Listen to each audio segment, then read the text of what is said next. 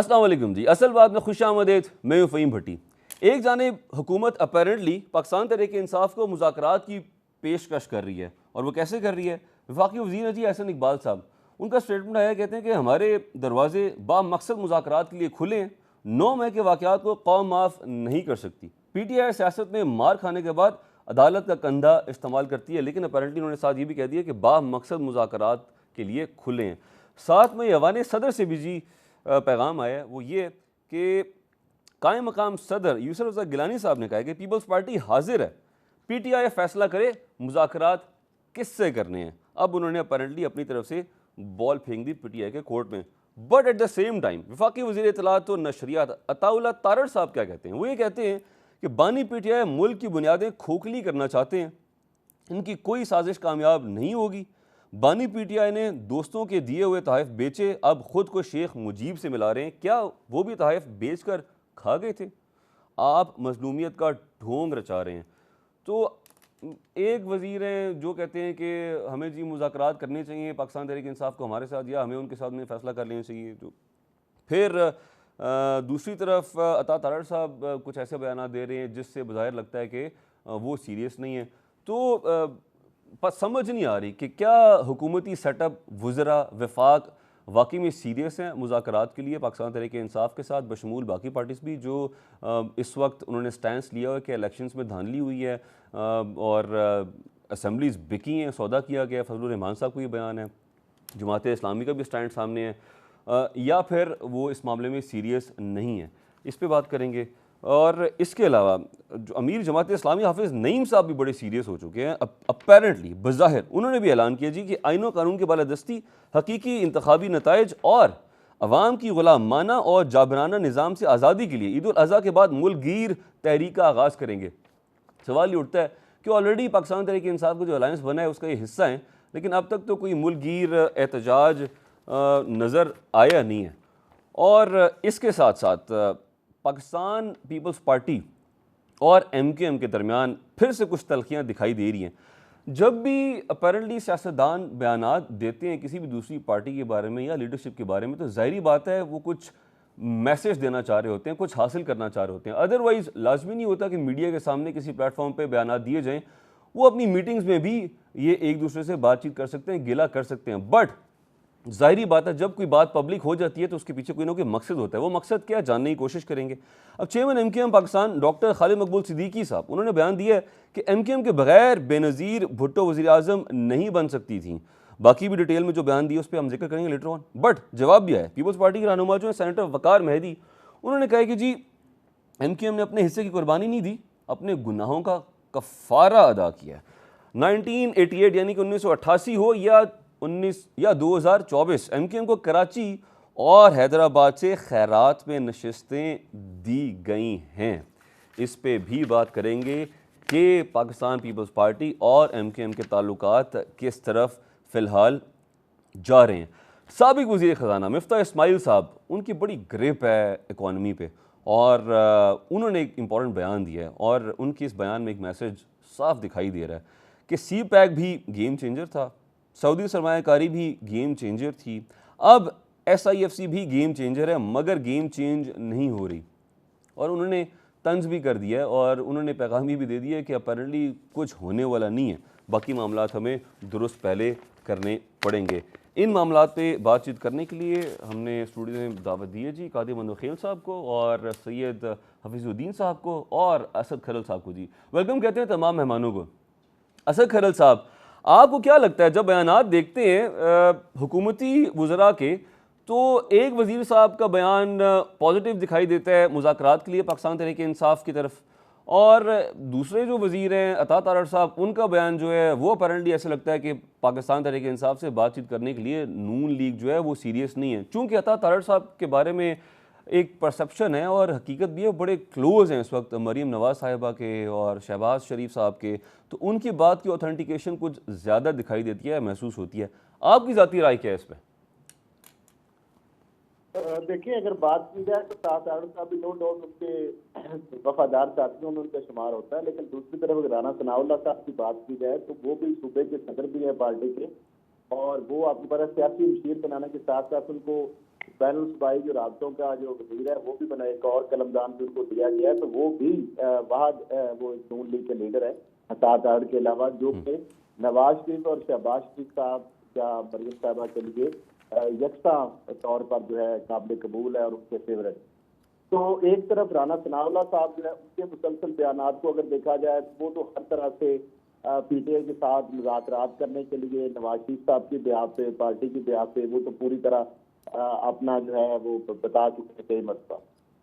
दूसरी तरफ वो जो आपने बात की तारड़ साहब के जो बयान उनको देखा जाए तो फिर तो जाहिर बात है इस तरह के माहौल में तो मुज़ाकरात नहीं हो सकते। जहां तक मामला है, आज आपने बात की कि कायम काम सदर जो है चेयरमैन सेनेट जो है सैयद यूसुफ रज़ा गिलानी ने जो कहा है कि हम तो पीटीआई के साथ बात करने के लिए तैयार है, वो बताया कि वो किससे बात करने के लिए तैयार है।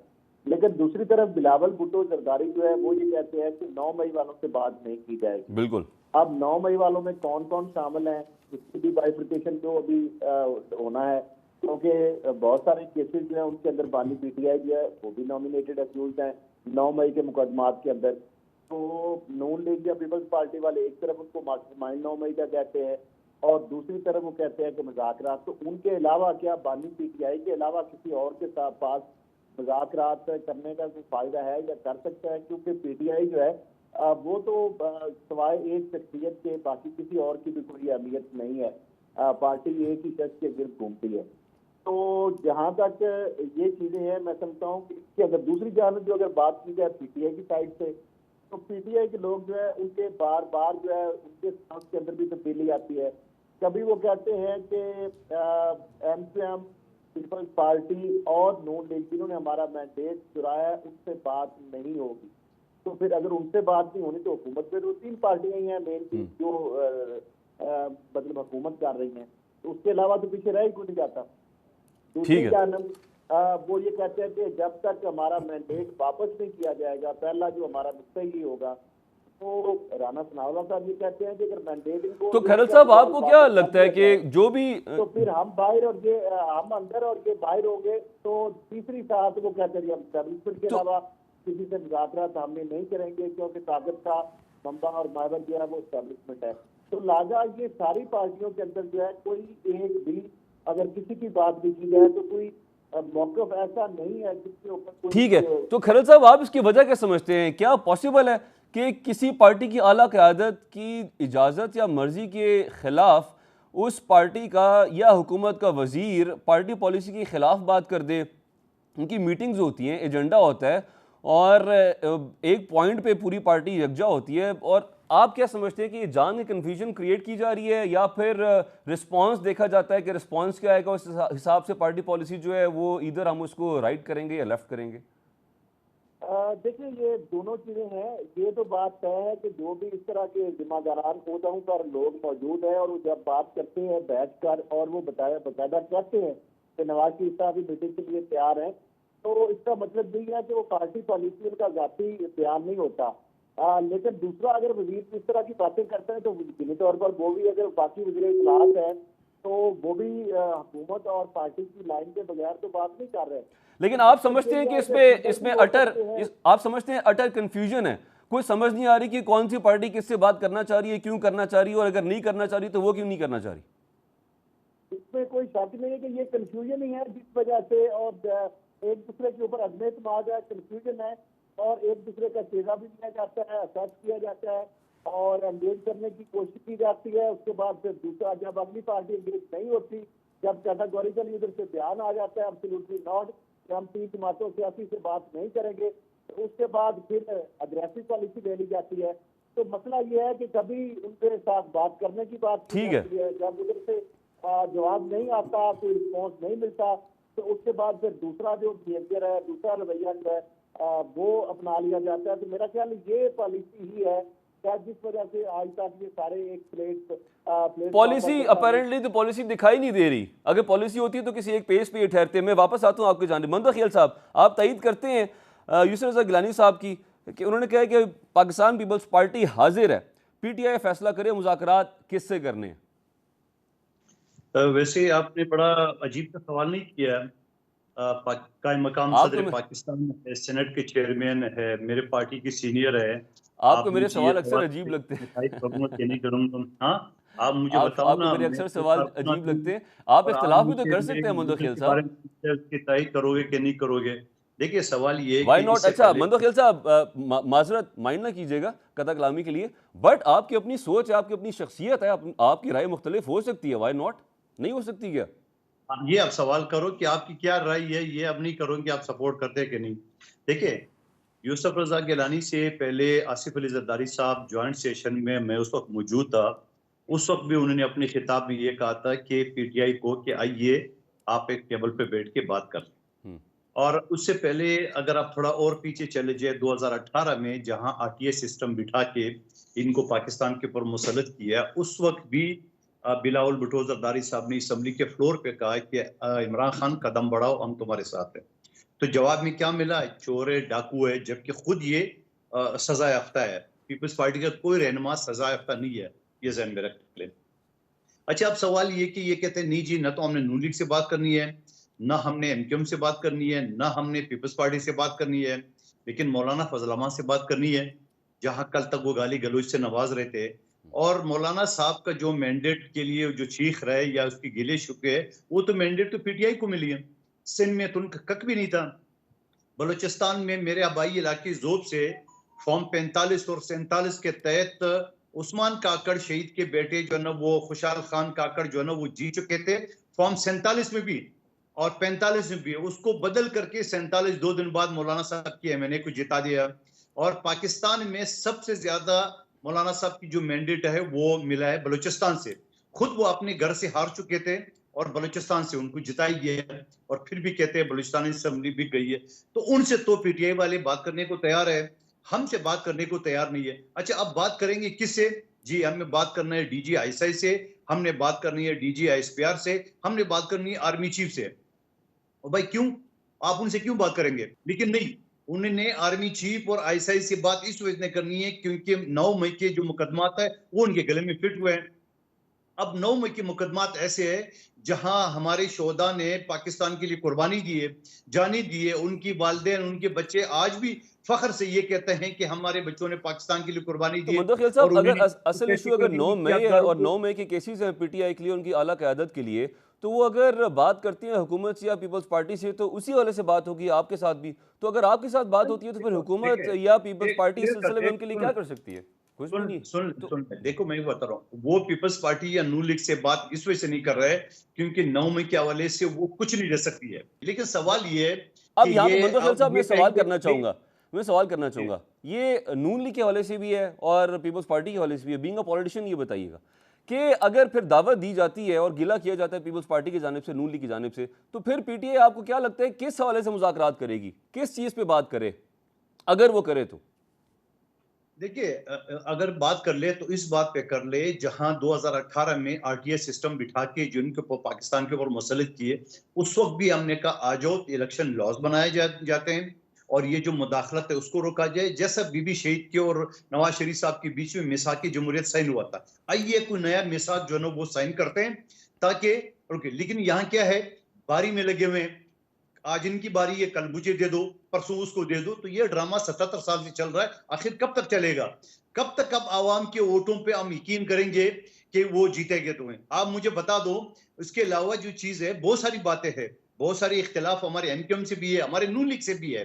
लेकिन सवाल ये, मैं आपके सामने बैठा हूं, मुस्तफा कमाल साहब 3800 वोट लेके और बल्दिया का उनको एमएनए बना दिया है। खुद भी उसको पता है कि मैं नहीं जीता हूं, लोग कहते हैं मैं नहीं जीता हूं। और वो जो इलेक्शन के दिन हमने बैलेट पेपर पकड़े हुए 25 से 30 हजार बैलेट पेपर एमक्यूएम के टप्पे लगे, आज भी मेरे पास है। इलेक्शन कमीशन 3 महीने हो गए खामोश बैठे, नो हाँ करे ना करे। मेरे खिलाफ एफआईआर काट दी, वो एफआईआर खत्म हो गई है। तो मुस्तफा कमाल तो के खिलाफ एफआईआर क्यों नहीं काट रहे? मंदो खेल दरखास्त मेरे साहब, पहले थी। तमाम ही अब पार्टीज, इस चीज को रोकने के लिए, तमाम पॉलिटिकल देखिए, अब इस एंटिटीज चीज को सरापा रखने के एहतजाज है लिए इलेक्शन कि कमीशन कहीं के पीटीआई सामने, के साथ लेकिन गिरती जी। हुई है, कहीं नून के साथ हुई है, कहीं अपना एमक्यूएम के साथ हुई है, कहीं मौलाना साहब के साथ हुई है। तो हम बैठ के इस चीज को तय करें कि ये पिक एंड चूज वाले जो पॉलिटिक्स है इसको कब खत्म करें और कब रास्ता रोके जो ये कराने वाले हैं। मैंने तो जो इलेक्शन के दिन जो सिक्की है, मैंने उस वक्त कहा मीडिया में और खुलेआम कहा कि मैंने नंगा कर दिए इलेक्शन कराने वाले ठीक है सिस्टम को। मंदो खेल साहब, इस सिस्टम हवाले को से नंगा लास्ट कर सवाल दिया। आपसे करना जहाँ चाहूंगा। फौज खड़े थे बिल्डिंग पे, उल्टे हाथ पे रेंजर्स खड़ी थी, सीधे हाथ पे पुलिस की गाड़ी खड़ी थी, और एमकेएम वाले असले समेत पोलिंग स्टेशन में घुस के और हमारी खवातीन को यरगमाल बनाए। फिर मैं भी घुसा, फिर मैंने भी जो करना था करके ठीक दिखाया। है, आगे सवाल बढ़ते हैं ये मंदो कि खेल साहब। सारी चीजों को इस वजह से हमने किए कि हमने कहा ये इलेक्शन कराने वाले ये कहते हैं कि हम इलेक्शन शफाफ कराएं। मैं कहता नहीं, मैंने सरे बाजार नंगा कर दिए, ये तुम्हारा इलेक्शन था। आगे बढ़ते हैं। अच्छा, ये जो आपने जिक्र किया कि इलेक्शन कमीशन के हवाले से तमाम ही पार्टीज़ सरापा एहतजाज हैं जब से इलेक्शन हुए हैं। पोस्ट इलेक्शन हर पार्टी गिला कर रही है इलेक्शन कमीशन के रोल के हवाले से और इलेक्शन के जो नताइज आए हैं, जो रिजल्ट्स आए हैं। तो अभी हम पीटीआई को एक तरफ रख देते हैं। इस वक्त विफाक में हुकूमत किस पार्टी की है, सिंध किसके पास है और पंजाब किसके पास है? तो सवाल ये उठता है कि क्या आप लोग इस वक्त मिलजुल के कुछ नहीं कर सकते जब तक पाकिस्तान तहरीक इंसाफ की सपोर्ट आपको ना मिले? हाँ में या नहीं में जवाब दीजिएगा। मुझसे सवाल है जी आपसे ही है, फिर उसके आपको बाद मैं पता है जाता हूँ आगे हफीज साहब के पास। जी जब इलेक्शन हुआ, न चाहते हुए भी, क्योंकि असेंबली में सबसे ज्यादा जो सीटें थी वो पीटीआई की थी, चाहे वो आजाद थी या इत्तेहाद थी या किस नाम से भी थी। हमारे खुर्शीद शाह साहब उनके पास गए, उनको बताया कि आइए आपकी मेजॉरिटी है, आप वज़ीर आज़म कैंडिडेट अनाउंस करें, हम आपको अनकंडीशनली आपको सपोर्ट करते हैं। तो जवाब क्या मिला? नहीं, हम खुद हुकूमत बना नहीं सकते थे 74-75 सीटों पे, लिहाजा दूसरी बड़ी पार्टी थी वो मुस्लिम लीग नून, हमने उसको सपोर्ट किया है। तो अब बताएं, अगर हम सपोर्ट ना करते, खुद बना नहीं सकते थे, एमके और पीटीआई ने इनकार कर दिया, तो क्या ये हुकूमत खड़ी हो सकती थी? क्या ये कौमी असम्बली खड़ी हो सकती थी? हरगिज नहीं हो सकती थी। ठीक है, तो पॉइंट मैं टेकन। इसी वजह से कि तहरीक इंसाफ को सियासी रवैया इख्तियार करे, जमहूरी रवैया इख्तियार करे। ये कोई गुर्दा लेके कोई नहीं भागा इनसे, जो इतना आसमान सर को उठा लिया है। तो बात ये था ना, हमारे कायदीन को शहीद किया गया है, झूठे मुकदमात पे फांसी चढ़ा है, 80,000 कोड़े लगे हमारे जालों को, 600 से ज्यादा हमारे जाले शहीद कर दे। ठीक है, तो पॉइंट आसमान सर टेकन। पे नहीं उठा। जी ठीक है हफीज साहब, जैसा कि मैंने अभी भी जिक्र किया, मैं रिपीट कर देता हूँ वो बात कि हर पार्टी सरापा एहतजाज है, हर पार्टी को गिला शिकवा है इलेक्शंस के हवाले से। तो आप समझते हैं कि बहुत ज़रूरी है पाकिस्तान तहरीक इंसाफ को डायलॉग का हिस्सा बनाना और तमाम पॉलिटिकल पार्टीज़ इस वक्त बैठ जाएं, मिल बैठ के जमहूरियत के लिए, निज़ाम के लिए, अवाम के लिए, वफाक के लिए, और ख़ास तौर पर हमारे जो माशी मसाइल हैं उनके हल के लिए एक साथ बैठना नागुज़ीर है इस वक्त। बिस्मिल्लाहिर्रहमानिर्रहीम। देखें, असल इशू ये है, मैं पहले तो ज़रा बहुत सारी गुफ्तगू मेरे दोस्त खादर भाई ने की है, खादर मंदुखेल साहब ने। ये पीपल्स पार्टी का जो पॉइंट ऑफ व्यू है उससे बिल्कुल मुख्तलिफ गुफ्तगू इन्होंने फरमाई है इलेक्शंस के बारे में।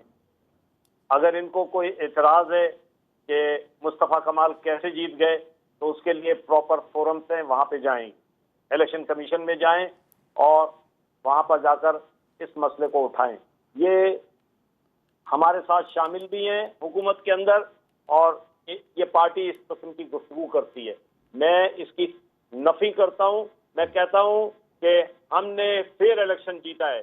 आप बताइए कि अगर अब इलेक्शन की मैं बात करूंगा तो ये जो इन्होंने सीट ली है डिफेंस की, ये कैसे मिल गई इनको? ये महमूदाबाद की सीट इनको कैसे मिल गई? किसी सूरत में इनकी पार्टी का अच्छा हफीज साहब, मैं चाहूंगा कि इस इशू पे हमने बात करनी है, बयानात भी हैं आपकी लीडरशिप के भी और पीपल्स पार्टी के भी, हम वो पहली ब्रेक के बाद डिस्कस कर लेंगे।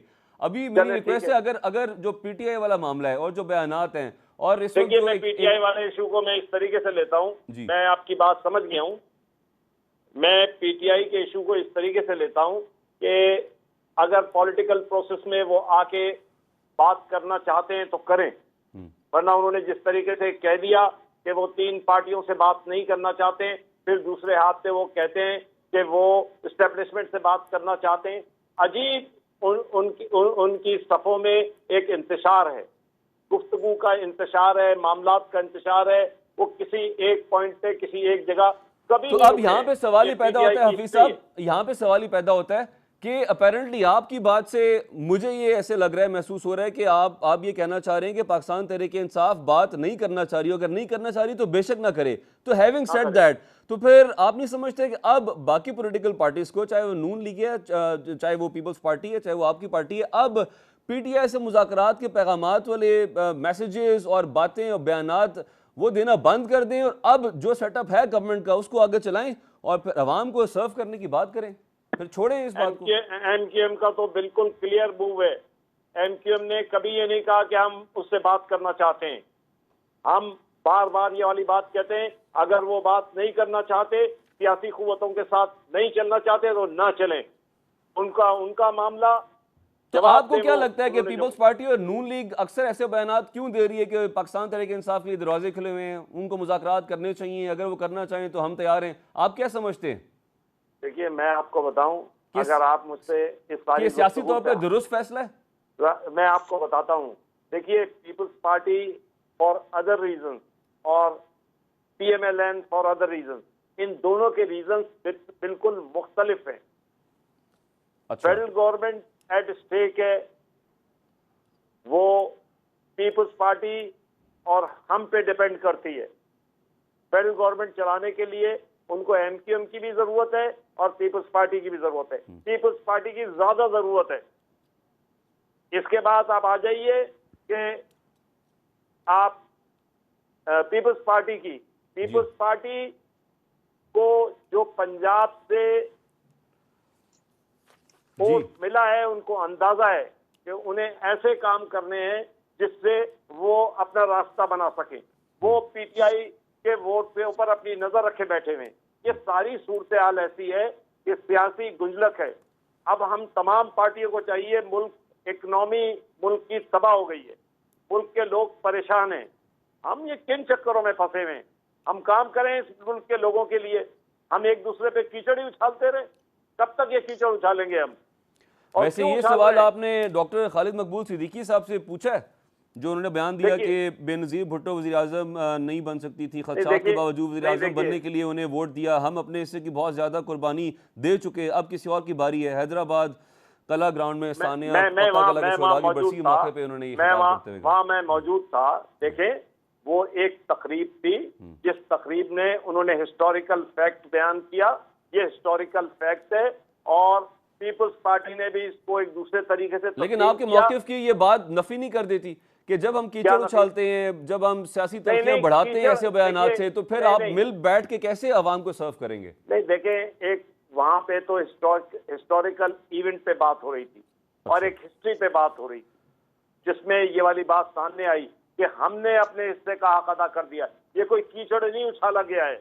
हम तो पॉजिटिव बात कर रहे हैं कि हमने अदा कर दिया, अब तुम आओ अदा करने के लिए। हम पॉजिटिव बात कर रहे हैं। आप इसको लेकिन आप नहीं समझते कि जिन पार्टीज को आपने सपोर्ट किया और हुकूमतें बनी, वो पार्टीज भी तो ये कह सकती हैं कि हमने इनको वजारतें दी, हमने इनको हुकूमत में शामिल किया, अदरवाइज तो इनके पास इतनी सीटें नहीं थी कि एक सूबे में भी कभी हुकूमत बना सके। देखिए, बिल्कुल ये बात ऐसे ही है। ठीक है, हम ये नहीं कह रहे, लेकिन हमारे पास स्पेसिफिक मैंडेट है इस कराची शहर का, हैदराबाद का, अर्बन सिंध का। हम बात कर सकते हैं। ठीक है, ठीक है, हर वक्त हमारे पास मैंडेट रहा है। ब्रेक का वक्त हो गया हफीज साहब। ठीक है, ब्रेक का वक्त हो गया। नाज़रीन, हमारे साथ ही रहेगा। ब्रेक से वापस आते हैं तो असद खैरल साहब से मैं जानना चाहूँगा इस हवाले से उनका क्या मौक़िफ़ है। वेलकम बैक जी। असद खैरल साहब, पाकिस्तान पीपल्स पार्टी और एमक्यूएम दोनों सिंध की पार्टियाँ हैं और बिलखसूस कराची की अगर बात करें तो कराची इन्हीं दो पार्टीज़ के हाथ में। अब ये जो अपेरेंटली जो बयानात आते हैं सियासतदानों के, और हफीज़ साहब भी कह रहे हैं कि जी कीचड़ उछालने का वक्त ख़त्म हो गया, अब हमें आवाम को सर्व करना चाहिए, माशी मसाइल हैं, माशरती मसाइल ठीक ठाक है हमारे मुल्क में। एक तरफ से बयान आता है खालिद मकबूल सिद्दीकी साहब का, फिर जवाब उनको मिलता है सेनेटर वकार मेहदी साहब का। तो आप नहीं समझते कि अवाम लीडरान को, अपने कायदीन को, रहनुमाओं को पार्लियामेंट में भेजती है उनके मसाइल के हल के लिए, उन पर बात की जाए, और बेशक कोई ऐसी गैदरिंग हो जहाँ पे पॉलिटिकल एक्टिविटी हो रही है, वहाँ पे भी मस्बत बात क्यों नहीं होती, पॉजिटिव बातें क्यों नहीं होती? हिस्टोरिकल फैक्ट्स पे भी अगर बात होती है तो उस पर भी यही होता है कि फलां पार्टी पे हमने एहसान किया था। देखिए, ये तो इसमें तो सारी पार्टी अपना जो भी एहसानात एक दूसरे के ऊपर वो जतवाती हैं, लेकिन मसला ये एमक्यूएम के साथ ये मसला है कि आप देखें, अगर बात की जाए पीटीआई की हुकूमत की, तो एमक्यूएम उसकी इत्तेहादी थी, लेकिन एमक्यूएम से वादे किए गए, पैकेज कराची की बात की गई, लेकिन वो पैकेज नहीं मिले। उसके बाद आप देखें पीडीएम हुकूमत के वक्त भी एमक्यूएम इत्तेहादी थी, नून लीग ग्रंटर थी, नून लीग ने वादे किए, लेकिन उनको वो पैकेज नहीं मिला। इसके साथ अब देखें कि नून लीग और पीपल्स पार्टी के साथ एमक्यूएम इत्तेहादी है, और अभी रिसेंटली आपने देखा कि पीपल्स पार्टी और एमक्यूएम का जो है अलायंस भी सामने आया और वादे वही किए गए, लेकिन उसके बावजूद फिर जिस तरह कराची पीछे मेयर भी था एमक्यूएम का, उस वक्त भी उनको फंड नहीं मिले, वो शोर मचाते रहे, जबकि ऊपर से पीडीएम हुकूमत में सारे इकट्ठे भी थे। तो मसला ये है कि ये जो लोग, जिस तरह आपने बात की कि लोग किस तरह फिर इन पर एतमाद करें। देखिए एमक्यूएम के पास इतना वाज़ेह मैंडेट तो है नहीं कि वो किसी ऐसी पोजीशन में आ जाए कि वो सिंध में पोजीशन का रोल या कोई सेटबैक दे सके उनको, या वफाक के अंदर जो है वो अकेली पार्टी अगर कोई यानी उसके पास पावर हो, यानी डिसाइडिंग अगर फैक्टर उसके में हाथ में आ जाए तो फिर तो समझ आती है। अब मामला ये जितनी उनके पास सीटें हैं वो कोशिश करते हैं नेगोशिएशन की, बार्गेनिंग की, लेकिन कहीं पे उनको कहीं मिल जाता है, कहीं लॉलीपॉप दे दिया जाता है, कहीं पे उनका थोड़ा बहुत जो है मामला। अब देखिए सबसे बड़ा जो मर्दमशुमारी के अंदर इनके साथ हाथ हुआ, फिर आप देखें कि सिंध के लोग जो हैं वो शहरी बनकर भी नौकरियां वो लेते हैं सिंधी, और रूरल सिंध जो है वहां से भी वो आ जाते हैं। तो अगर आप बात की जाए उर्दू स्पीकिंग की तो कराची वालों के साथ तो बहुत ज्यादा ज्यादती है। तो खलल साहब, आप समझते हैं कि अल्टीमेटली इन तमाम मामलात को मद्देनजर रखते हुए जो सफर कर रही है वो अवाम ही है कराची की बिलखुसूस? जाहिर बात है कि अवाम के जो नुमाइंदे हैं उनके पास इतनी पावर नहीं है कि वो कोई लॉ मेकिंग कर सके या कोई तरह का, तो ये तो इनके साथ हो रहा है। अब या तो ओवरवेलमिंग मेजोरिटी मिले रूरल सेंस से भी इनको सूबे में हुकूमत बना सके, या वफाक में एक साइजेबल इनके पास नंबर हो, तो फिर तो ये कर सकते हैं। अब ये डिपेंडेंट है, कभी नून लीग पे डिपेंडेंट होते हैं, कभी पीटीआई पे, कभी पीपल्स पार्टी पे। ठीक है, अच्छा खलल साहब ये बताइएगा आपको क्या लगता है कि सहाफती तजर्बे को मद्देनजर रखते हुए मैं आपसे ये सवाल कर रहा हूँ कि जितना आपका एक्सपीरियंस है, आपको लगता है कि जब तक अगले इलेक्शंस नहीं होते तब तक ये जो फॉर्म 47, फॉर्म 45, चाहे वो नून लीग है, चाहे वो पीपल्स पार्टी है, चाहे वो एमकेएम है, चाहे वो पीटीए है, ये इसका राग अलापती रहेंगी तमाम पार्टीज, ये किस्सा खत्म नहीं होगा, ऐसा ही है क्या? देखिए अगर तो पीटीआई इनके साथ टेबल पे नहीं बैठती तो फिर तो यही रोना धोना जो है लगा रहेगा, और ये 5 साल तक हुकूमत को जो है ये मसाइल, सबसे बड़ा जो चैलेंज है यही सामना होगा कि मैंडेट इसका जाली है, और ये फॉर्म 47 वाले हैं, 45 वाले हैं। वो तो हुकूमत खुद से, इरफान सिद्दीकी साहब के बयानात आप उठा के देख लें, वो खुद कहते हैं कि हमने तो जमहूरियत के लिए और निज़ाम के लिए हम चुप करके हम बैठ गए, अदरवाइज उन्हें भी एतराज़ात हैं। तो बहुत सारे इसमें इस इलेक्शन में किसने एतराज नहीं किया? इसमें नून लीग ने एतराज किया एमक्यूएम के मैंडेट पर, पीपल्स पार्टी जो है वो सवाल उठाती है एमक्यूएम के मैंडेट पर, मौलाना फजलुर रहमान साहब जो है उनको एतराज है, जमाते इस्लामी को एतराज है, हर दूसरी जमात जो है वो एक दूसरे के ऊपर एतराज। ठीक है, मैं वापस आऊंगा आपकी जानिब। मंदो ख्याल साहब, इस पर क्विकली बताइएगा, उसके बाद मैं आपसे अगला सवाल भी करूंगा। पहले तो ये कि जो वकार मेहदी साहब ने बयान दिया है कि 1988 हो या 2024 एमकेएम को कराची और हैदराबाद से खैरात में नशिस्तें दी गई, आप दोबारा से जानना चाहूंगा, एग्री करते हैं? देखिए पहली बात तो ये कि अगर आप एमक्यूएम की सियासत 1950 से देख ले और आज तक हमेशा ये ब्लैकमेलिंग पे, दहशतगर्दी पे, लिसानियत पे कायम रही है, और हमेशा हुकूमतों को ने ब्लैकमेल करके इक़्तिदार हासिल की है। इस मरतबा इत्तफाक से ये है कि न तो वफाक में जरूरत है न सिंध में जरूरत है। और फिर हफीजुद्दीन साहब ये बता रहे हैं इसमें, जो खालिद मकबूल सिद्दीकी ने जो बात की है, वो ये कहते जब बनिया कंगला होता है तो पुराने खाते खोल लेते हैं। इनकी ब्लैकमेलिंग तो चल नहीं सकी, न तो वफाक को जरूरत है न सिंध को जरूरत है, इस वजह से पुराने एहसानात जता रहे। अरे भाई, जब आपने हुकूमत को सपोर्ट किया तो आपको आधा सिंध मिला, आधी काबीना मिला, 14 साल आपका गवर्नर इशरतुल इबाद रहा है, जो हमें जरूरत भी नहीं थी। वफाक में हमारे पास आपके साथ थे, सिंध में आपकी जरूरत नहीं, फिर भी हमने आधी काबीना और अभी भी उनके पास है गवर्नरशिप। एक मिनट सुन लो। दूसरी बात, ये मोहतरम जो असद करल साहब बता रहे हैं, अभी खुदा का वास्ता इस्लामाबाद में बैठ के कराची पे तजिया करने से पहले जरा कराची का उर्दू दरबा भी मालूम क्या करे। इस वक्त कराची का मेयर है, उर्दू स्पीकिंग है। इस वक्त ये वकार मेहदी वो है, उर्दू स्पीकिंग है। नजमी आलम उर्दू 4-4, 5-5 वजीर होते हैं पीपल्स पार्टी के उर्दू स्पीकिंग के।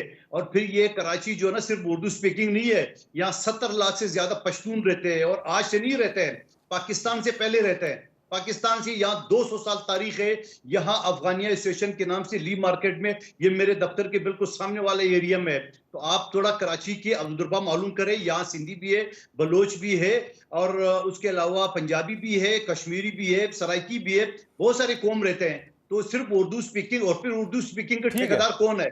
आपको किसने बोला एमक्यूएम ठेकेदार है? हमारा मेयर उर्दू स्पीकिंग है, ये वकार मीडिया हमारा सिंध का उर्दू स्पीकिंग है, नजमी आलम वो उर्दू स्पीकिंग है, शैलार अज़रा उर्दू स्पीकिंग है, शर्मिला फारूकी उर्दू स्पीकिंग। आगे बढ़े, वक्त कम रह गया मुंतखिल साहब, वक्त कम रह गया। मैं चाहता हूँ कि ज्यादा इश्यूज हम कवर कर लें। ठीक है, पॉइंट टेकन, आगे बढ़ते हैं। अच्छा ये बताएं कि सिंध में पीपल्स पार्टी की हुकूमत है, ऐसे ही है? ऐसे से मुराद जी, सिंध में इस वक्त पीपल्स पार्टी की गवर्नमेंट है ना जी? हाँ बिल्कुल। अब वजीर सेहत हैं जी डॉक्टर अजरा साहिबा, वो ये कहती हैं कि तालीमी इदारों में बच्चों को मंशियात की लत लगवाई जा रही है। ये संजीदा मसला है, बच्चा मंशियात के नशे में कत्ल तक कर देता है। सिंध असम्बली में वज़ीर सेहत ने मजीद ये भी कहा कि सूबे में ये बहुत संजीदा इशू है कि सूबे में मंशियात आती कहाँ से हैं। अब आप नहीं समझते कि ये, अब मैं कोई आपकी वो पार्टी पे कोई अटैक नहीं कर रहा, मैं आपसे बसीद पाकिस्तानी, मेरे लिए बड़ा एस्टॉनिशिंग है कि एक वजीर जो है सिटिंग, वो भी सवाल कर रही हैं कि ये करवाया जा रहा है, बच्चों को मंशियात की लत लगवाई जा रही है। तो ये बहुत बड़ा सवालिया निशान नहीं और लम्हे फिक्रिया नहीं है? देखिए, अजरा पेशो साहिबा ने बात की है तो आपने उसको सिंध की तरफ डाइवर्ट कर दिया है। आपको पिछले हफ्ते अली अमीन गंडापुर साहब का स्टेटमेंट याद नहीं है कि मैं तमाम कॉलेजेस यूनिवर्सिटी में बच्चों के टेस्ट कराऊंगा, ये मंशियात में है कि नहीं है। तो मंशियात तो पूरे पाकिस्तान में, ये कोई खाली सिंध में तो नहीं है। यकीनन लानत है, यकीनन सर जहां भी हो रहा है गलत हो रहा है, बट मेरा सवाल ये कि जब एक सिटिंग वजीर सवाल फोकस करके अली अहमद गंडापुर साहब के भी आप स्टेटमेंट देख ले। सवाल ये है कि मुझे केपी में हो रहा है, इस्लामाबाद में हो रहा है, कराची में हो रहा है, लाहौर में हो रहा है, जहां हो रहा है गलत हो रहा है, बट मेरा सवाल कुछ और है। गलत हो रहा है, लेकिन आप ये भी चीज कर रहे हैं कि ये जो बॉर्डर पास है, जो चालिया आ रहा है, स्मगलिंग आ रहा है, हीरोइन आ रहा है, चर्च आ रहा है, वगैरह वगैरह, ये सिंध काबीना की जिम्मेदारी है। आप मुझे बता दें ये कहां से आता है? कहते हैं ना, तो बॉर्डर की सिक्योरिटी मेरे हाथ में तो नहीं है ना। तो बॉर्डर सिक्योरिटी जिनके हाथ में, उनसे पूछे ना कि ये स्मगलिंग की चीजें क्यों ला रही है। और फिर खैबर पख्तूनख्वा की बता रहा हूँ, जहाँ चोरी की गाड़ियां, आप समझते हैं कि सिंध हुकूमत बरी उस जमा है, जहाँ असली की फैक्ट्रियां, जहाँ सारी चीजें वहां से आ रही, उनको क्यों नहीं रोक सकता है, चाहे बॉर्डर क्यों या मुंतखिल साहब। मैं आपसे एक एग्जांपल देके सवाल करना चाहूंगा। जो आप जस्टिफिकेशन दे रहे हैं, मेरे पास अगर नॉन कस्टम गाड़ी है मेरे इस्तेमाल में, मैं इस्लामाबाद में चला रहा हूँ, और अगर मुझे कोई एक्साइज टैक्सेशन वाला कोई आके कस्टम वाला एहलकार आके पकड़ता है ऑफिसर, और मुझसे वो कहते हैं कि आपने गाड़ी क्यों इस्तेमाल कर रहे हैं, तो मैं उनसे कहूँ कि यार आपकी जिम्मेदारी ही नहीं है, ये तो बॉर्डर पे जाके पता करें उन्होंने क्यों आने दी है, आप मुझसे नहीं पूछ सकते। ये तो जस्टिफिकेशन नहीं है मुंतखिल साहब, माजरत के साथ। आप मेरे सवाल दूसरी तरफ, मैं ये कह रहा हूँ कि सबसे पहले आपने अजरा पेशो साहबा की बात की है। मैंने आपको अली अमीन गंडापुर के एक हफ्ते पहले का स्टेटमेंट सुना है। लानत है, चारों सूबों में है, हर यूनिवर्सिटी कॉलेजेस में है, कंबाइनली, इंटरनली हमारी जिम्मेदारी, एक्सटर्नली। चलें ठीक है, आगे बढ़ते हैं। आप क्या समझते हैं इसका सोल्यूशन क्या है? आप इसका सोल्यूशन बताइए, आपके ज़हन में सोल्यूशन क्या आ रहा है? ये बहुत बड़ा मसला है। सोल्यूशन ये है कि हम दोनों हाथ में पेट्रोल बम हाथ लेके और एक दूसरे के ऊपर जो बरसा रहे, इनको छोड़ के सियासी पार्टी इकट्ठे हो जाए, बैठ जाए पाकिस्तान के मुस्तकबिल के लिए। आप मुझे एक बात बताओ ना, अभी क्या तुक बनता है कि 2 दिन पहले खालिद मकबूल सिद्दीकी ने बीबी शेख के वक्त के जो है वो बात उछाली, इसको कोई तुक बनता है? सर वो तो बात होगी। अभी स्पेसिफिकली जो मंशियात का ड्रग्स का इशू है, जो हमारी नई नस्ल, आप हुकूमत में अपना आपको वजारतें हासिल करने के लिए आप कोई भी पॉइंट टेकन मुंतखिल साहब, मेरी रिक्वेस्ट सुन लीजिए, पॉइंट टेकन। 35 साल चाहे जो जमहूरी हुकूमतों में, चाहे डिक्टेटरों के वक्त में ये एमक्यूएम यहाँ चला रही थी, हुकूमत का हिस्सा थी। अच्छा सर, मैं आखिरी दफा रीफ्रेश करके आपसे जान लेता हूँ, मैं अपना सवाल रीफ्रेश कर लेता हूँ। जो भी इश्यूज डिस्कस आप अभी कर रहे हैं हम पहले कर चुके हैं। मेरी आपसे रिक्वेस्ट ये कि बच्चे हमारे मुल्क का मुस्तकबिल हैं। हमारी यूनिवर्सिटीज़ में, स्कूल्स में, कॉलेजेस में बच्चों को इसलिए भेजा जाता है ताकि वो आला मुस्तकबिल के हुसूल के लिए वहाँ पे जाते हैं ना, ताकि तालीम याफ्ता हों और पाकिस्तान के लिए एक ब्राइट फ्यूचर का सबब बने, बट वो ड्रग एडिक्ट बन रहे हैं। आप क्या समझते हैं इसका हल क्या होना चाहिए प्रिसाइजली? देखिए, मैं इसका हल पहले बता चुका हूँ, आप जज्बात में आ गए थे, दूसरी तरफ चले गए। मैं कह रहा हूँ कि हमें सर जोड़ के तमाम हुकूमतों को, तमाम सियासी पार्टियों को बैठ के पाकिस्तान के लिए, उसकी मुस्तकबिल के लिए, माशी सूरत में और इन चीजों पे, इस वजह से मैंने अली अमीन गंडापुर का हवाला दिए कि ये सिर्फ सिंध में नहीं है, ये चारों सूबों में इसका जो कलाकमा करना है वो सब ने हमने मिलकर करना है। मैं अगर कह रहा हूँ अपने सूबे में तो आप तो ये मेरा बड़ापन देख लेना कि मैंने खुद इस चीज की निशानदेही की है, बजाय को मुखालिफ कह दे। ठीक अगर है। अली अमीन गंडपुर ने की है तो उसको अप्रिशिएट कर रहे कि उसने एक चीज को हाईलाइट की कि चीज हो रही है। तो ठीक है, लिहाजा मैं ये समझ पॉइंट लूं टेकन। कि हर चीज को एक आदमी बात कह देते, आप उसके गले में ना पड़ाओ, बल्कि जी, ये को कि यार इस आदमी ने सच्ची बात तो कर ली है, कम से कम इस बात को पॉइंट आउट किए, बजाय को अपोजिशन मैं वाले बहुत करते हैं। अप्रिशिएट तो करता हूँ इसका हल मुंदखिल साहब। हम ठीक है, सबकी आगे जिम्मेदारी। बढ़ते हैं। ठीक है, हफीज साहब, आपका भी ताल्लुक सिंध से ही है, और जी ये ना हो कि फिर से मुंदखिल साहब जो है वो हाइपर हो जाए। मैं सिर्फ चले नहीं बात करता सिंध की, पूरे पाकिस्तान में कोई भी सूबा है, कोई भी शहर है, विफाक है, किसी भी यूनिवर्सिटी में, किसी भी कॉलेज में ड्रग एडिक्ट्स जो हैं बढ़ते जा रहे हैं, और ये फैक्ट है। अनफॉर्चुनेटली पिछले 5-6 साल में ये बहुत ज़्यादा बढ़ चुका है, और बहुत ईजी एक्सेस है बच्चों की ड्रग सप्लायर्स तक। वो तो फ़ोन करते हैं, मैसेज करते हैं, व्हाट्सएप ग्रुप्स बने हुए हैं, यूनिवर्सिटी कैंपसेस में वो दे जाते हैं ड्रग्स। तो इस मसले की तरफ हमारी किसी भी हुकूमत की, किसी भी सूबे की तवज्जो उस तरह से नहीं है जो होनी चाहिए। आप क्या समझते हैं, इसका हल क्या होना चाहिए फौरी तौर पे? देखिए, फौरी तौर पे हल तो यह है कि इसको तमाम हुकूमतें मिलके इसको एड्रेस करें और इसके ऊपर सख्त हाथ रखें, और ड्रग रेस्ट्रिक्शंस के लिए जो बुनियादी काम करने हैं वो काम किए जाएं। अच्छा, लेकिन मैं इस सारी चीज़ों से हट के मंदोखेल साहब के बारे में आपने कहा कि वो हाइपर हो जाते हैं। मुझे अंदाजा है वो छोटी छोटी बातों पे हाइपर हो जाते हैं। मेरे पुराने दोस्त हैं, वो हम वकालत करते हैं, समझे आपके ना? तो खैर 2-3 पार्टीज में दोस्त हैं। नून में भी हैं आपके दोस्त। हाँ, तो मैं आपसे ये कह रहा हूँ कि इनको इनको ये बताए कि हाइपर होने से पहले इन्होंने अभी मिसाल दी कि उर्दू स्पीकिंग मेयर है। अरे भाई, 1-2% वोट लेके बाइकाट पे एमकेएम की वजह से तुम मुंतखब हो गए हो। तुम अपने गिरबान में झांक के देखो, तुम क्या कर रहे हो इस शहर के लिए, तुमने क्या वायदे किए हैं। तुम कुछ नहीं कर सक रहे हो, तुम्हारी हुकूमत है, सब कुछ है, लेकिन तुम लगता यह है कि पीपल्स पार्टी तालियां बजा रही है सिर्फ इस शहर को तबाह करके। ठीक है, असद खरल साहब ने बिल्कुल सही कहा है, टू द पॉइंट बात की है। ठीक है, यहाँ पे उर्दू स्पीकिंग के साथ जो हाथ हो रहा है उसकी इंतहा हो गई है। लोग परेशान है इस वक्त कराची शहर के, और सिर्फ उर्दू स्पीकिंग ही नहीं, पश्तो स्पीकिंग। मैं कहता हूँ, मैं जितना पश्तो स्पीकर गरीब परेशान है, उतना तो कोई परेशान नहीं है। और पीपल्स पार्टी की हुकूमत ने अगर किसी को सबसे ज्यादा परेशान किया तो ये लोग हैं। वो कैसे यहाँ के हफीज साहब, बिहारी हैं। वो कैसे इलेबोरेट जी? कीजिएगा, कैसे? आप आप किस तरफ इशारा कर रहे हैं? डबल एड्रेस, मैं आपको इशू बताता हूँ। डबल एड्रेस का इशू सबसे बड़ा इशू है पठानों के लिए। किसका? डबल एड्रेस का। इनको स्कूल, अच्छा, डबल एड्रेस, अच्छा, डबल एड्रेस का, डुप्लीकेट एड्रेस, जी। ये उसका डोमिसाइल नहीं बनने देते, अच्छा, उसका पीआरसी नहीं बनने देते, उनको जाहिल रखना चाहते हैं। ये मंदोखेल साहब खुद पश्तो बोलने वाले, इनको ये सब कुछ मालूम है। मैं बार बार इसको मंदोखेल साहब, मंदोखेल, अच्छा, कम से कम आपकी, चले मेरे सवालों से नहीं, कम से कम आपके कमेंट से मंदोखेल साहब के चेहरे पे मुस्कुराहट तो आ गई। कम से कम आपने मुस्कुराहट बिखेर दी उनके चेहरे पे।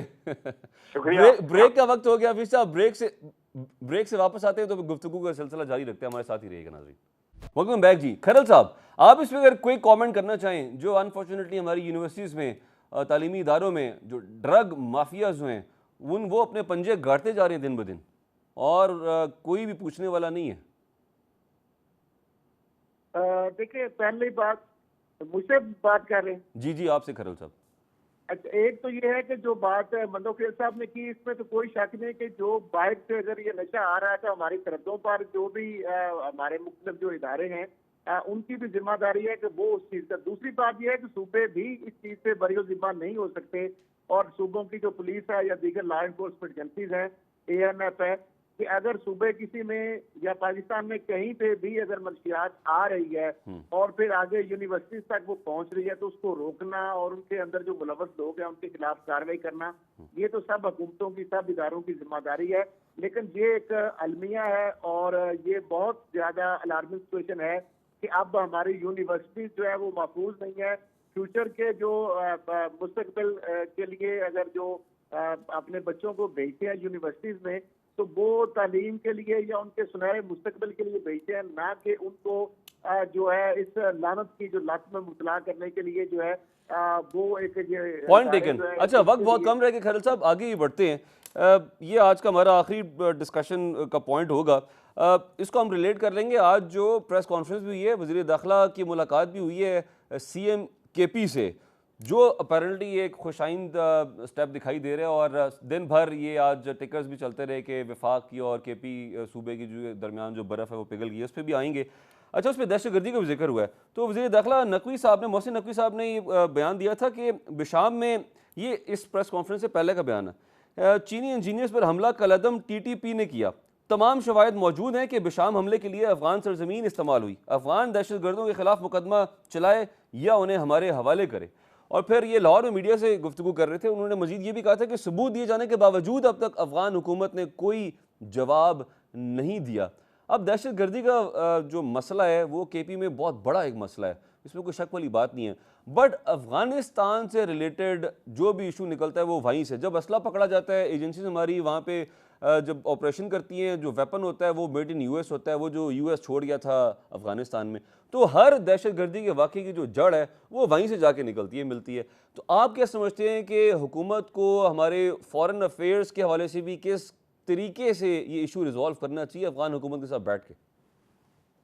जी बिल्कुल, ये जो उन्होंने बात की है, ये 5 अप्रैल को बकायदा मैंने ट्विटर पे भी रिकॉर्ड पे है, मैंने तफसील से खबर दी थी कि ये बिशाम हमला जो है इसकी मनसूबाबंदी भी अफगानिस्तान में हुई, गाड़ी अफगानिस्तान से आई, अफगानिस्तान में मास्टरमाइंड था, और फिर सहूलतकारी यहाँ से जो मिली, और ये सारी चीजें बड़ी डिटेल से। और इसके अलावा भी पाकिस्तान के अंदर जब से ये पूरी अफगान हुकूमत आई है, मेरा ख्याल है जितने भी वाकयात हुए उसमें 99.9% जो वाकयात हैं उसमें अफगानिस्तान की सरजमीन इस्तेमाल हुई है, अफगानिस्तान से गोला बारूद आया, अफगानिस्तान से कुछ बम्बार आए हैं, अफगानिस्तान में बैठकर मनसूबासाजी की गई है, और वो TTP और दीगर जो उनके सिंपथाइजर है पाकिस्तान के अंदर, उन्होंने ये वारदातें की। आप समझते हैं कि हमारी फॉरेन पॉलिसी में कहीं कमी है, कोई कोताही है?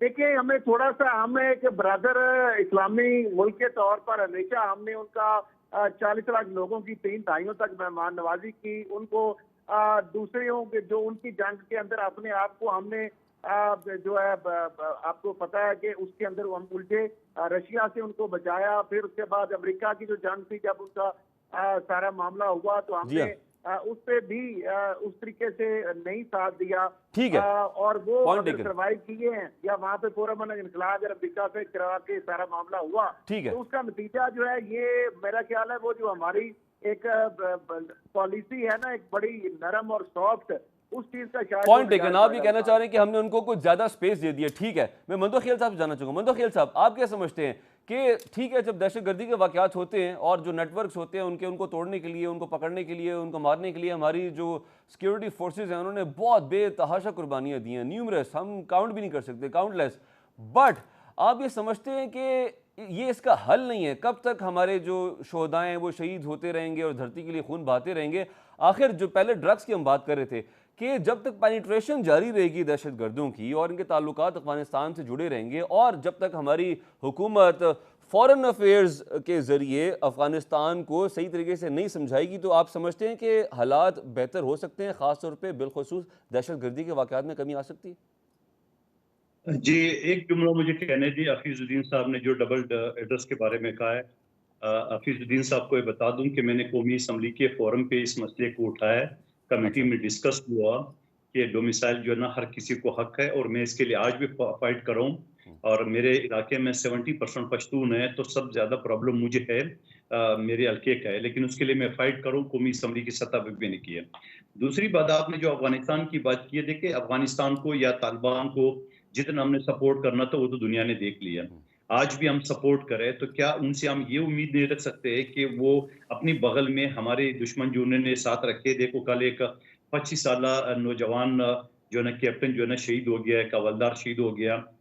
जिस तरह हमने ईरान में कार्रवाई की है, इस तरह अफगानिस्तान में भी करनी चाहिए। दहशतगर्द जहां भी हो उनके घर तक जाके घुस के हमें मारना चाहिए, क्योंकि कब तक हमारे लोग शहीद होते रहेंगे, कब तक हमारे फोर्सेस के जवान शहीद होते रहेंगे, और हम इसी तरह जो है ना वो हम गिले शिकवे करते रहेंगे, हम प्रेस कॉन्फ्रेंस करते रहेंगे। मैं समझ रहा हूँ कि दहशतगर्द जहां भी हो वहां घुस के उसको मारना चाहिए। वो तो हम कर रहे हैं, चाहिए, वो तो हम कर रहे हैं, लेकिन असल मसला है कि जो उनकी पेनिट्रेशन है वो नहीं रुक पा रही।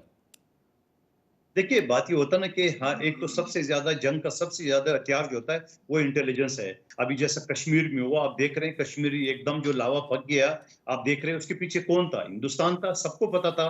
और फिर उसके अलावा जो चीजें थी उसमें सियासी पार्टी भी मलूस हो गई थी, लेकिन जो आहिस्ता लेकिन आहिस्ता अफगान नजर आया हुकूमत मैं का थोड़े रवैया दिन बाद। मैं आपसे जानना तो चाहूंगा हमें कि हमें हमें जो पश्तून बेल्ट है, जो पश्तून बेल्ट है, चाहे वजीरिस्तान हो, चाहे बलूचिस्तान का पश्तून बेल्ट हो, या खैबर पख्तूनख्वा को, वहां में ज्यादा से ज्यादा तरक्याती काम करने चाहिए, स्कूल यूनिवर्सिटी बनाना चाहिए और लोगों वो को तो ठीक है, एजुकेट लेकिन करना चाहिए। मंदोखेल साहब वहां तो हम लोगों को करेंगे, इस बट चीज की जो तरबियत दहशत, देनी चाहिए कि पाकिस्तान है तो हम है, वरना हम कुछ नहीं लेकिन है। मंदोखेल जिसने साहब अपनी जो औकात रोल देखी हो, अफगानिस्तान का है उस पर पाकिस्तान मैं से आपकी बाहर राय निकल लेना के चाह रहा देखे। हूँ। मैं अफगानिस्तान के रोल पे आपकी राय लेना चाह रहा हूँ। जैसे कि वजीर दाखिला साहब ने कहा कि सबूत दिए जाने के बावजूद अब तक अफगान हुकूमत ने कोई जवाब नहीं दिया, यानी कि उन्होंने जवाब देना मुनासिब नहीं समझा। तो फिर हमें अपनी ताकत दिखानी चाहिए, जैसा आपने ईरान में किया। आपने ईरान में घुस के दहशतगर्दों को मारा ना, इस तरह अफगानिस्तान में भी घुस के मारना चाहिए। तो ये एटम बम किस खेत की मूली हम बना के, हम खिलौना बना के हम ठीक है, लेके घूम रहे। ठीक है। अगर जिन लोगों को हमने पाला, हमने मेजबानी की, वो आज हमारे खिलाफ जो है दहशतगर्दी फैला रहे, हमारे जवानों का कत्ल आम कर रहे हैं, तो हमें तो उसका जवाब देना चाहिए। फिर तो हमारी कमजोरी होगा ना एटमी मुल्क के साथ साथ।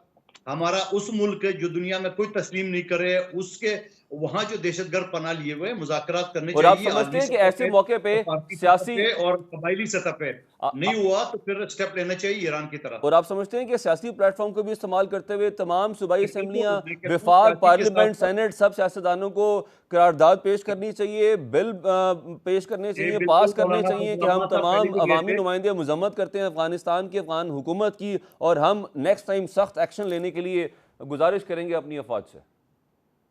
जी बिल्कुल, मैं तो कहता हूँ जैसा मौलाना फजल रहमान साहब पहले भी अफगानिस्तान का विजिट किया है, उन जैसे जैद उलमा को, सियासी अकाबरीन को इस हवाले से ऑन बोर्ड लेके और एक जिरगे की शक्ल में उसके साथ करनी चाहिए। और अगर जिरगा नाकाम होता है या हमारी अमन की कोशिश नाकाम होती है, तो फिर तो फिर हमें वही करना होगा जो एक दुश्मन के साथ हम करते हैं, ठीक और है। करना चाहिए। हफीज साहब, आपकी जी। ज़ाती राय इस पे क्या है? अफगानिस्तान के रोल को और उसकी अहमियत को आप कैसे देख रहे हैं? एक वक्त था कि जब USSR versus Afghanistan versus obviously Pakistani Mujahideen भी थे, हमारी अफवाज भी थी, हमारी फ़ौज भी थी, लेकिन आज वो वक्त आ गया है कि अब इंडिया का जो कंट्रोल है, उसकी जो पेनिट्रेशन हो चुकी है अफगान गवर्नमेंट में, सेटअप में, तालिबान के साथ उनके मामलात, इंफ्रास्ट्रक्चर पे जो वो काम कर रहे हैं, जो पैसा लगा रहे हैं, जो ताल्लुकात उनके हो चुके हैं, डिप्लोमेटिक टाइज, वहाँ पे हम कुछ ऐसे लग रहा है अपेरेंटली हम कुछ पीछे रह गए हैं। इस पर आपकी राय क्या है? दूसरा, कभी भी ज़ाती तौर पे हो सकता है मेरी मिसअंडरस्टैंडिंग हो या मेरी इन्फॉर्मेशन में कमी हो, मैंने एमकेएम को इन मामलात में कभी ख़ास कोई पॉलिसी बयान देते हुए सुना नहीं है, बजाय इसके कि कराची और सिंध के इशू और गवर्नमेंट के साथ अलायंस और अलायंस से हटना और अलायंस बनाना। नहीं, इस सारे इशू के ऊपर हमें पूरी तरीके से गौर भी करना चाहिए, एमक्यूएम को भी, क्योंकि एमक्यूएम भी इफेक्टिव पार्टी है दूसरी पार्टीज के साथ। एमक्यूएम देखती भी है, इस इशू को एड्रेस भी करती है, लेकिन एज ए मेजर इशू हम इस पे ज्यादा बात नहीं करते। लेकिन क्यों मैं नहीं ये करते? समझता हूँ, क्यों नहीं करते? पहले मैं आपसे जानना चाहूंगा क्यों नहीं करते? तो आप आपको मेरी लगता है बात कि आप सुन बहुत लेंगे दूर तो बैठे हुए हैं बॉर्डर से इसलिए? नहीं नहीं नहीं, हम दूर हाँ नहीं जी, बैठे हुए हैं, हम हाँ जी। नजदीक ही बैठे हुए हैं। अच्छा। यहाँ पे जितने इस शहर में अफगान हैं शायद किसी और शहर में होंगे, यहाँ पे आबाद हैं और वो यहाँ पे कारोबार करते हैं और हम उसके डायरेक्ट इफेक्टिव ही रहे।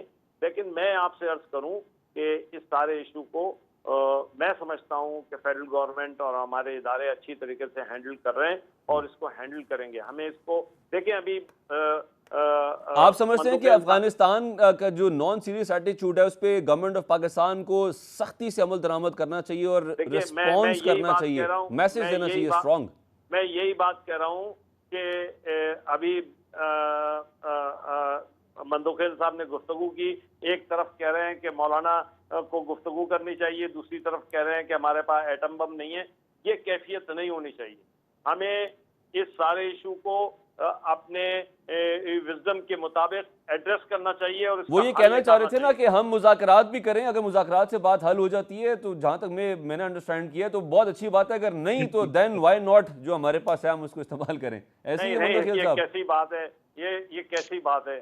ये मंदोखेल भाई, अभी उन्होंने मेरी एक बात तस्दीक की है कि जो इस शहर में हो रहा है, जो इस शहर में हो रहा है डबल एड्रेस वाले मसले पे, इन्होंने मेरी बात को तस्लीम किया है और मैं इनसे दरखास्त करूंगा। अब मैं नेशनल असेंबली में बैठा हूँ, मुझे वो सारी तफसीलात दें, मैं उसको इनके मैं काम को मंदर आगे खेल साहब से बढ़ाऊंगा। भी रिक्वेस्ट करता हूँ, मंदर खेल साहब भी आप काइंडली भिजवा दीजिएगा इनको, हफीज साहब को। जी बिल्कुल देता हूँ, बिल्कुल देता हूँ। अच्छी हाँ बिल्कुल, बड़ी मैं आगे मेहरबानी। उसको परसों करूंगा जी ठीक है पूरी तरीके से, क्योंकि बस मेरे शहर का मसला है, मेरे लोगों का मसला है, हम इसको पूरी तरीके से एड्रेस करेंगे। ठीक है, बहुत शुक्रिया, बहुत शुक्रिया। कादी मंदर खेल साहब, आपने हमें वक्त दिया। सैयद हफीजुद्दीन साहब, असद खरल साहब, थैंक यू सो मच, आपने हमें टाइम दिया जी। ये था नाज़रीन हमारा आज का प्रोग्राम। अपना ख्याल रखिएगा, कल मुलाकात होगी।